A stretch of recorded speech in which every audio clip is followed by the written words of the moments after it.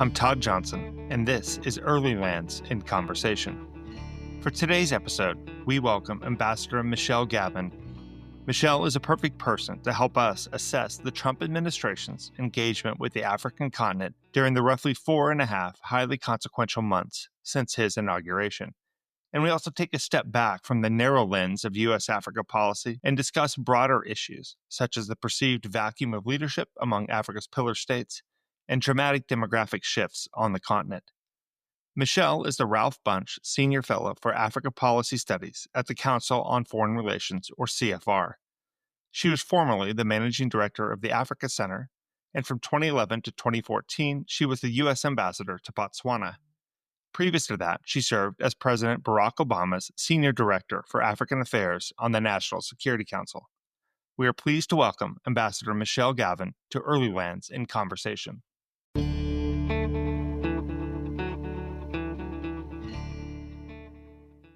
Michelle, thank you very much for joining us today. I think you're in lovely New York City. I heard the sirens in the background as we first dialed in here. But before we get into the meat of our discussion, please just tell us a little bit about the Council on Foreign Relations, or CFR, as it's more commonly known, and its mission and your focus in terms of the Africa programs.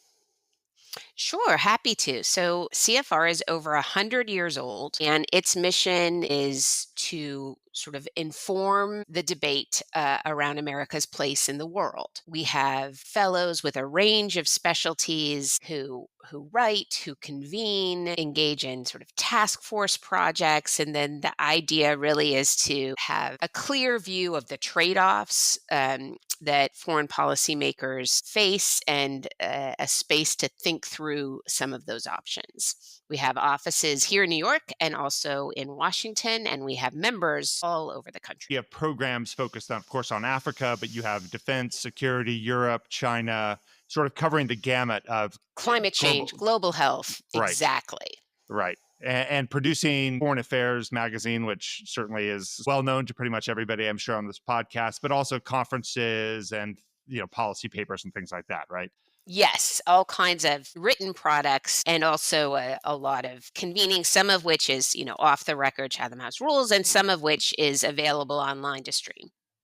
There's plenty for us to talk about today. We're well over the 100-day mark of the Trump administration, and there have certainly been myriad analyses as regards what these very, dare I say, chaotic few months have brought us from the standpoint of trade relations, judicial independence, engagement with our allies, engagement with universities, et cetera. Tell us how you would describe the early days of the Trump administration from the standpoint of engagement with Africa and its impacts on the continent. I guess I would have to say that, in this very short span of time, we have taken a set of tools in the foreign policy toolbox that we have long used in Africa. And we've taken about a third of those tools and we've tossed them into a dumpster. So, the dismantling really of our foreign assistance programs affects no region as much as it affects Africa. The administration's sort of allergy to development in general, to democracy and governance, to acknowledging the realities of climate change, all of that takes an awful lot of substance off the table. We've seen a kind of elevation of this idea of transactionalism. We're hearing a lot of talk about commercial diplomacy, now being the center of our policy in Africa, which I think is actually quite welcome in many quarters. But it's hard to square that then with the kind of nonsensical tariffs announced in April, the fate of AGOA, which appears to be heading for a not even a real debate, but just running out the clock, and that will end. And you feel about AGOA, do you feel that it's that very much the writing is on the wall in terms of? Absolutely. I Right. do not see a non-reciprocal trade agreement passing muster with Right. with the kind of philosophy such as there is behind trade policy right And now. I should just say, for those who aren't familiar, AGOA is the African Growth and Opportunity Act, which has been the U.S.'s free trade arrangement with Africa for, what is it, Michelle, 20, how many years now? 20 plus years? It was from the Clinton administration, yes. There have been a number of African goods that have enjoyed duty-free access to the US for that period of time. And look, AGOA didn't deliver what we hoped it would. US Africa trade is still dismally small, but the hope, had been that with this access that would help to spur kind of foreign investment because you'd know with certainty you had access to this big US market. In any case, those days are over. And really, the most prominent African issues the Trump administration has focused on have been this potential deal in the Congo for critical minerals that somehow also involves making peace between Congo and Rwanda, and this obsessive focus on South Africa, where the policy aim basically just seems to be to punish the country. It has seemed a bit punitive in terms of how we've engaged with Pretoria, and let's talk about that in a bit. But back to your point about, like you say, putting our tools of diplomacy in the dustbin, and presumably that, of course, refers to the dismantling of USAID, which has had an outsized impact, I should say, in Africa. But I've been Not surprised. just USAID, also the Right, Millennium Challenge right, Corporation, right. also the National Endowment for Democracy, also the U.S. Institute of Peace, right? A whole set of sort of amplifiers and force multipliers that the government had at its disposal that we just decided to light on fire. I've had lots of exposure to those institutions over the years, and they have done amazing work, in my opinion. But I've been surprised by the number of commentators in responding to the dismantling of AID, Institute of Peace, etc., that have remarked that this is just tough love and a long overdue push for African governments to do more for themselves, to cut this perceived culture of aid dependency. How do you respond to that? And is there some validity to that? Or is this cutting off the nose despite the proverbial face?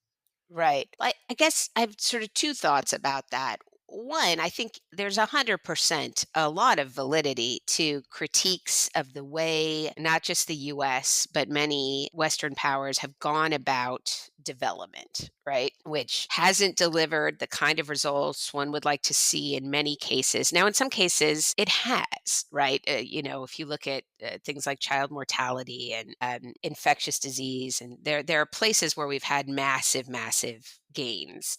But I think there's both the very real critiques of the development industry, the lack of progress on localization, the failure to prioritize dignified job creation. It's been very slow to adjust to Right. demographic realities of Africa now. So all that is valid, and if that's what we were really talking about, that'd be great. But this is not, on the level. This isn't a conversation about how to do this better or be a more effective force for good in the world. It's just an easy political punching bag at home. And that is kind of profoundly frustrating, particularly when it's all cloaked in this notion that this was all waste, fraud, and abuse. And corruption happens everywhere in every society, but it's just a little bit rich for an administration that's engaged in an awful lot of self-dealing, ignoring many of the regulations that are supposed to prevent waste, fraud, and abuse, and a Congress whose job it is to ensure that taxpayer money is spent effectively, that has a suite of tools that they use to oversee foreign assistance, notification processes, holds that they can put on very specific spending programs, earmarks, oversight. So everybody's just pretending that none of that was real, even though it was actually very real and actually quite cumbersome. And so we're not having this real conversation. Then there's this other strain of, I think, put it, wanting to very much resenting the power dynamics of a donor recipient relationship, which is very easy to understand. I think particularly for African leaders, there is, one doesn't want to look dependent or powerless. And so there's nothing from a domestic political point of view that they can do besides say, well, great, we're just going to use our own resources to carry on here. So I think there's both the very real emotional and a deeply felt desire to get past this idea that somehow Africans are supplicants on a global stage, and a political imperative, and I think both of those things inform those comments that you're talking about. So the administration's talking points, I think they've laid out, what is it, a 6-point strategy for Africa, and it's very mercantilist in many respects. One of the goals of CFR is to sort of link up the policy community with the business community. Yes. What are you hearing from your members and just from those in the broader milieu in the business world about how they see the administration's approach to Africa? Are they excited that it's now, it's all about selling more American goods? Or is it a, we don't really quite know how to take advantage of this alleged commercial diplomacy? Yeah, I think there's just so much uncertainty about how exactly these ideas are going to be made manifest that I think excited would be too strong a word. I do think that broadly in the business community and among folks like me who just pay attention to US Africa relations, there's long been a desire to have more ambition on the commercial diplomacy side of things, but it's the mixed messages have left people a little bit confused. The request to really kind of slash our diplomatic presence on the ground. Well, that means, where are these econ section officers who are going to be helping American businesses, navigate these different business climates? Obviously, the tariffs are a confusing signal for a lot of businesses. There's the Right. very clear emphasis on critical minerals, but then this extremely vague notion of linking that to security issues that we're seeing in Congo that just raises more questions than it answers. And then finally, and I'm surprised at how often this is overlooked in the discourse, that the administration's decision to halt enforcement of the Foreign Corrupt Practices Act puts businesses in a not great position because they used to be able to point to the law and say, I can't make these facilitation payments because I'm going to get in trouble. It's going to violate the law, and now it's kind of open season. So I don't think a lot of U.S. companies or the best of them are terribly comfortable with all the ambiguity in Absolutely. this posture. Right. I mean, I just thinking about the FCPA or the Foreign Corrupt Practices Act, as you mentioned, I was with GE for a long time in Africa, and people would always ask us about bribery and corruption in Africa, et cetera. And our response was always very easy to just point to FCPA. Right. And the desire to avoid a front page headline of GE or you fill in the blank for whatever American company pays a bribe. And governments seem to understand that. And I'm wondering now, too, if you're a company that is building a responsible footprint in Africa, are you really going to take the risk of now starting to go back to 1960s, 70s practices of duffel bags of cash and things like that? Or are you going to recognize that policy environments in the US change, but Europe and the UK and the rest of them are all very focused on continuing the spirit and the letter of FCPA? So, like you say, I'm sure businesses are quite unsure about how to handle that. Yes, there's a lot of ambiguity, a lot of uncertainty, and I would just add, I think ultimately, um, is yet another own goal because African societies and Afrobarometer polling shows us this time and again are extremely concerned about corruption. And so the more US engagement is identified with these practices of self-enrichment from customs officials to the presidency, the less positive a view Africans will have of US influence. Indeed. Well, that's talking about commercial diplomacy and mercantilism and such. That's a great way to lead into the inevitable US China question. Mm. So, the administration would say that its laser like focus on commercial diplomacy is a long overdue counter to China's deep economic links to the continent.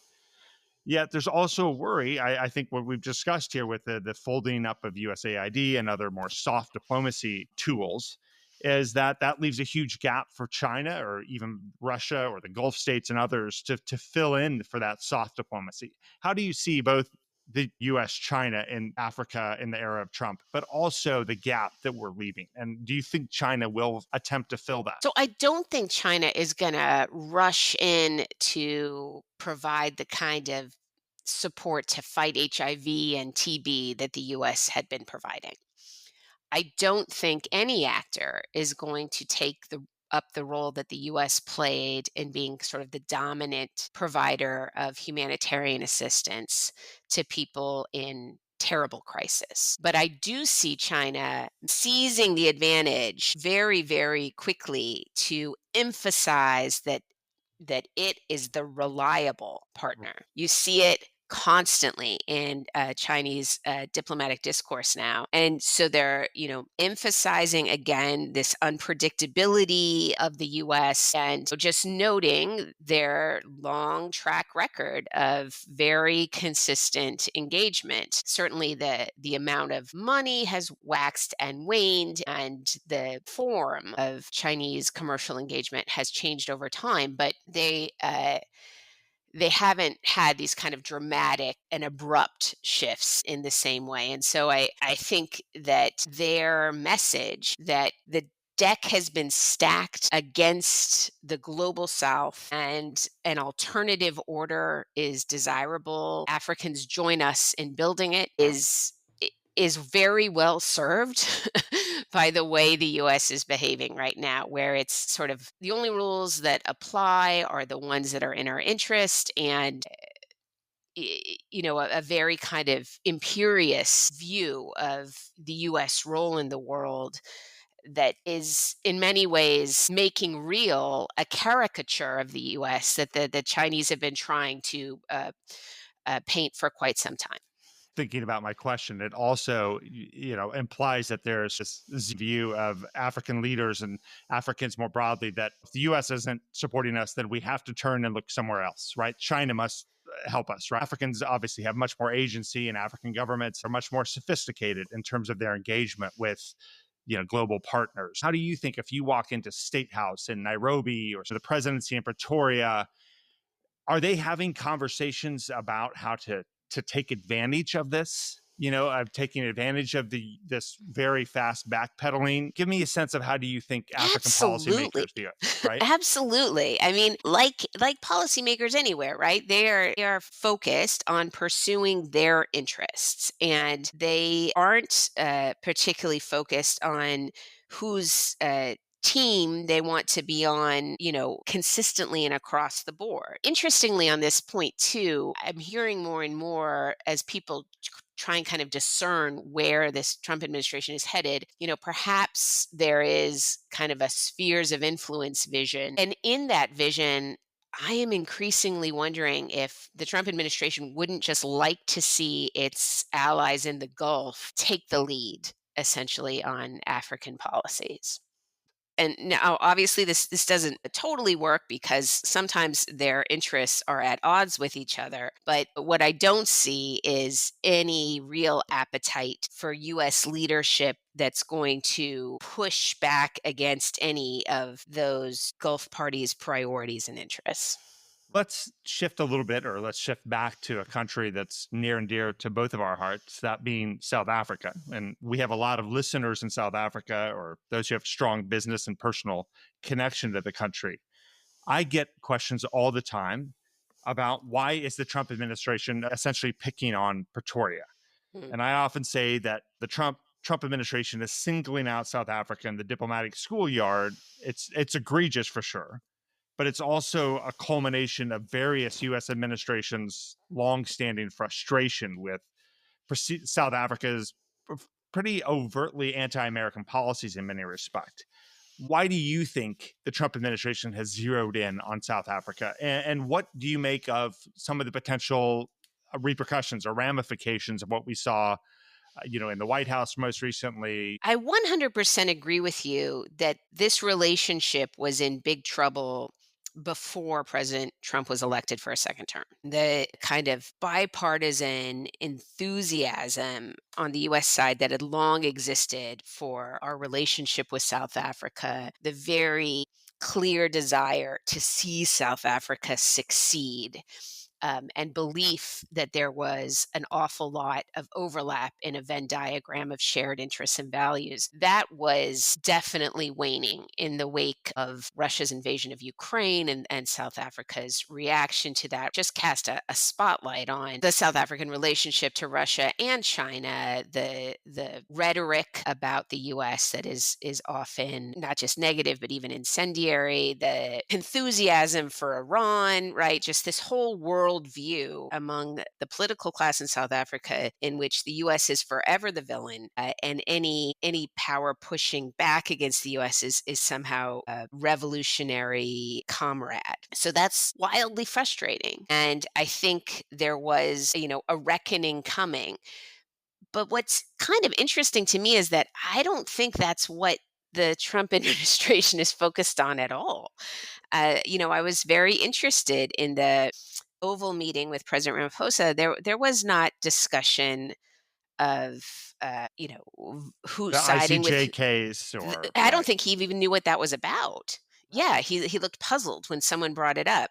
So it wasn't a discussion about Gaza. It wasn't a discussion about relationships with other major powers. It wasn't a discussion about corruption. It was entirely really a discussion about this notion of white persecution, white Christian persecution that I think was intended for some part of President Trump's base, because I don't really see what they were trying to accomplish with that message if it were actually intended for the South African delegation. I should remind myself that discussing Africa, we should not always discuss it through the lens of the Trump administration, right? It is a Right. continent, a very vibrant continent without US engagement. Of But course. if you scan the continent today, I feel, and maybe correct me if you think I'm being overly harsh here, but I think a real malaise from the so-called pillar states, South Africa, Mm, Nigeria, Kenya, Ethiopia, and maybe even Angola. All of them are facing fairly serious economic and political headwinds and aren't giving signs of a real positive shift in trajectory. What do you think this lack of leadership from Africa's so-called big states means for the continent more broadly and over the long term? I I see the same sort of leadership vacuum that you see, and it's interesting to me. It looked uh, early on during the COVID crisis like President Ramaphosa was really stepping up um, to a leadership role for the continent. Heck, it looked like Prime Minister Abiy was too. And now uh, there's a lot of inward focus, of course. And then we had the Biden administration's romance with President Ruto in Kenya. That seemed to be more symbolic than practical in terms of what it actually delivered for either side. And so I think it then becomes incredibly challenging to pursue a strategic vision of US relations with the continent, or for any individual actor then to figure out how to engage effectively when there are just so many voices, so many different agendas to try to accommodate and address. And I think, were the AU a stronger entity, that would be incredibly helpful. I know there is some optimism around the new AU leadership, but at the end of the day, any international organization is only as strong and focused as its member states. And I don't see emerging on the horizon the kind of leadership that it looked like we might see back in 2020. I think it was in the Economist's Weekly Africa email newsletter. But speaking of the sort of the vacuum of leadership at the top, and it was actually about the AFDB, the African Development Bank Mm, elections, which are happening right now, and talking about the AFDB needing to sort of step into this gap. And I quoted something around 93 odd percent of decisions taken by the AU remain unimplemented, right. which I was absolutely shocked by that. But like you say, that highlights probably better than anything the lack of Pan-African leadership. I think that's right. And the very divergent priorities that you see throughout. Although, there are some very obvious consistent through lines, right? There is no country on the continent that doesn't have a massive job creation challenge. There is, no country where you can actually do polling, right? That isn't where you don't see people extremely concerned about corruption and economic management. So there are these through lines. And then, but you're right. There's such a gulf between the policy discussion, the decisions taken at AU headquarters, the rhetoric around Pan-African solidarity, and then the realities on the ground. I read that same Economist piece, and just reading about the kind of squabbling around different candidates, even the subregions can't coalesce around a single. It's just um, disheartening. Just felt like an unnecessary distraction from the huge amount of work that an organization like the AFDB needs to do, right? Absolutely. Well, that's a nice way to lead into the next question I had for you, was about these through lines, as you mentioned, these trend lines. And so, so much of what we're talking about here is personality based, Ruto or Ramaphosa, but these are the near term realities. Tell us what trends we should be thinking about in terms of the continent really over the long term. I mean, it seems about once a year or so, you crack open The Economist or something in other publication that talks about the demographic boom in Africa. What does it mean? What trend lines are you looking at, and particularly at the council, that are really going to set the direction of the continent in 2050 or 2100?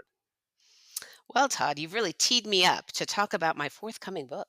Well, there you go. There you go. And I've, that I've was got a not meant to be, but yes, I please know. tell us. No, Tell I've us. got a book coming out in September about just this, about the demographic shifts, not just how youthful the populations are, but how they are increasingly urban, and what that means for politics. So I think essentially, in addition to kind of what I've mentioned around jobs and corruption, the hunger for political change is going to be manifest throughout the continent, and it's going to take different forms, but this frustration with the status quo means that all of this stability would be one word for it. Uh,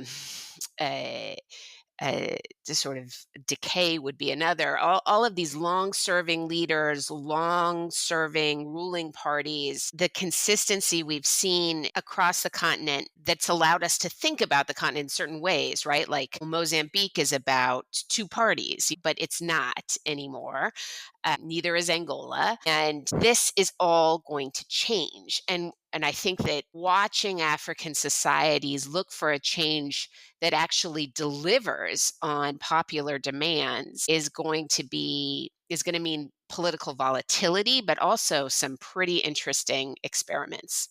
I think governance is going to get even harder as leaders with very, very little fiscal space try to deliver quickly enough to retain popular support in a time that is going to be impatient and demanding. So that's a wonderful way to summarize it. And I'm glad you plugged your book, because it sounds like it's very well timed. So that comes out in September then, right? It And comes what out in is September. It's called Age of Change. Age of Change? All right. Well, we may have to have you back on to discuss the Age of Change. So much of what we talked about today has been challenges, right? The challenge of the Yes. Trump administration, the challenge of sort of aged political leadership, the challenge of a youth bulge and urbanization.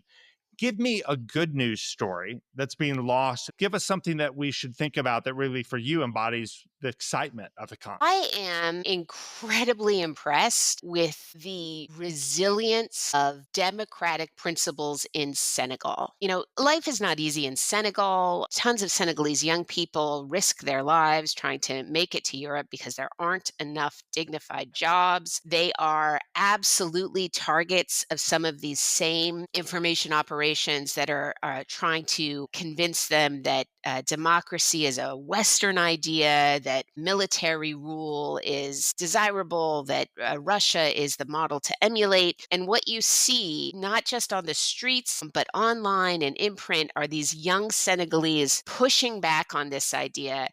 Yes, they reject, kind of the patronizing way the French have treated West Africa for a long time. They completely reject that, but that doesn't mean that they're anybody's patsy. They're not going to embrace this Russian model either. They're insisting on something homegrown and accountable.